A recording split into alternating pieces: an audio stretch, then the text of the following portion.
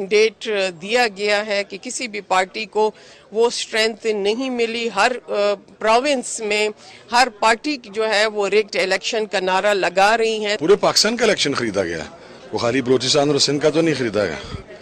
तो यहाँ पंजाब में नहीं खरीदा गया। यहाँ पर एमएनएस जो है, जो रिजल्ट चेंज किए गए हैं वो पैसों के सर पर चेंज किए गए हैं। मोस्टली मरकज के अंदर पैसों के सर पे 15-15, 20-20 करोड़ रुपया, 60-60 करोड़ रुपया बोली लगी है। जो नहीं जीता वो कहता है कि ये खरीदो फरोख्त हुई है, धांधली हुई है, लेकिन जहाँ वो जीते वहाँ धांधली नहीं हुई। जिनको मैंडेट मिला है, हुकूमत उनको मिलनी चाहिए ताकि वो इस मुल्क की बागडोर संभालें और इस मुल्क को आगे लेके जाएं। हमारा मैंडेट नजर नहीं आया, अगर हमारी इलेक्शन कैंपेन नजर नहीं आई, अगर पीपल्स पार्टी का वजूद नजर नहीं आया तो मुझे बहुत अफसोस होगा। खरीदी क्या गई है, पूरे का पूरा इलेक्शन रिग्ड है, ठीक है, और रिग्ड है और पूरी जमहूरियत के घुटने लगा दिए गए हैं। तो ये खरीदो फरोख्त तो अब तो बहुत आगे जाए।